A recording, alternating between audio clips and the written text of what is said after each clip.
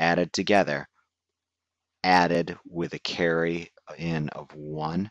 So what we have is a 1 and a 1 is a 0 with our carry out of 1. Okay, and what this is the most significant bit right here, our final carry out. And this guy right here was our sums that came out, and that was 1, 1, 0, 0. And our most significant bit was a 1, and our least significant bit was the output from the first stage. So not too hard. So that's how basically you make a parallel adder. Now there are chips that are designed specifically with this in mind. You don't have to make these things from scratch every single time. There's 4-bit parallel adders and 8-bit and 16-bit, and so we'll just talk about a couple of them that are more commonly used. But before we do that, I totally forgot something, a very important point. This is what's called ripple adding, ripple carry adder. Basically, if you think about it, this guy, let's just take the second stage here. Second stage, for him to actually give out the answer of the sum of 1 and the carry out over here, it's waiting for this guy. And this third stage, for him to do his sum and carry out, it's waiting for that carry out right there, i.e. it's carry in. And finally, for the fourth stage, it's waiting for the third stage. So what you get is this ripple. Yeah, when these guys all come in together, A and B, they all come in a parallel together, that guy's going to happen first, then this guy, then this guy, then this guy, then this guy. It's a ripple as it moves across. And you guys, we've already talked about propagation delay. Imagine this is 10 nanoseconds to get through there, 10 nanoseconds to get through there, 10 nanoseconds for the third stage, 10 nanoseconds for the fourth stage. So think about more and more adders cascaded together. 16-bit number, it's going to take 160 nanoseconds to get through. So that's a ripple carry adder. There's such a thing as called a look ahead carry adder. And if you think about this, it's looking, it's cutting out some of that delay by looking at this adder right here is looking at these numbers as it comes in. There's some internal logic in there that's saying, okay, we are going to have a carry out of 1 already. So they're interconnected. We're pretty certain that's going to have a carry out of 1 given these numbers. So let's go ahead and put a 1 in there. Same thing here. This thing is looking ahead, and this guy is looking ahead. That's a look ahead carry adder. They're faster than a ripple carry adder. The one we're going to do in lab is a ripple carry, but we're not doing high-speed processing, so we don't have to worry about look ahead. Okay? Okay, oh, actually, before we talk about our chips, we have made a drastic error. You guys should have caught this. Our carry in for that first one, that's got to be grounded because that carry in for this first column is assumed to be a 0. Okay? While we're on that subject, let's talk about some 4-bit parallel adders that can be cascaded together.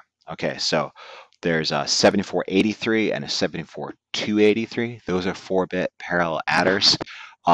Same thing, it's just that the pins are switched out. I think your book's got a map of the 7483 versus the 7483. They do the exact same thing, except the pins are just kind of swapped around. Your choice, whichever one you want to use. So you've got these two animals, the 7483 and the 74283. They're 4-bit parallel adders, and we're just going to draw functionally what one looks like in a box right here. And that's what you've got there. Very similar to what we've got up here. Here's our B input. There's 4 pins for that, so it's 1, 2, 3, 4. Here's our A input. There's 4 inputs there. 1, 2, 3, 4. And now we've got our carry in, our final carry in. That's that guy right there. And all the carry-ins for these second stages, second, third, and fourth stages, they're internally hooked in together, so you don't have to worry about that. But then what are you getting out? You're getting out these 4 sum numbers, this guy, this guy, this guy, and that guy. And now what is your final, your most significant bit? Well, it's this guy right there, which is the final carry out, which is that guy. So this is not the pin diagram, by the way. They're not this easy of the 7483 and 74283. Just a functional block here. So now I want to make an 8-bit adder. All you do is just cascade these guys together now. So what I'm going to do is draw one right next to it. Okay, so now how do you use 2 4-bit adders to create an 8-bit adder? Well, you probably already guessed it. Take the carry out from the low order, put it into the carry in of the high order. What's going to come out? These are sum right here, where that is the least significant bit. And that's going to be, let's just use sum 1, sum 2, sum 3, sum 4. And now these guys right here are going to be sum 5, 6,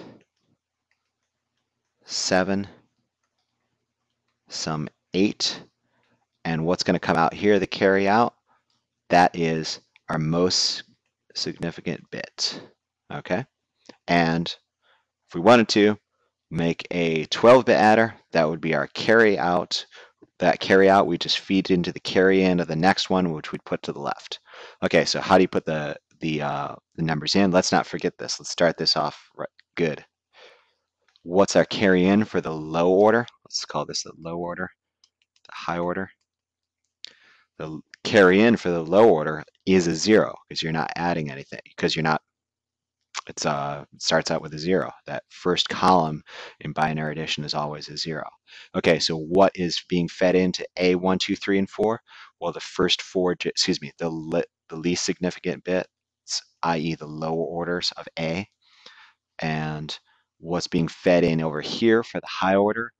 It's bit 5, 6, 7, and 8 of A.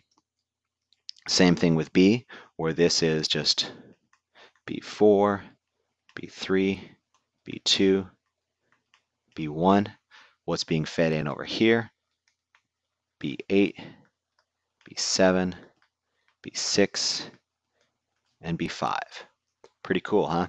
So all you do, 12-bit, 16-bit, 32-bit, 64-bit, 128, you're just basically adding, there is a limit, there is a practical limit, by the way, but you're just keeping on adding these 4-bit adders, okay?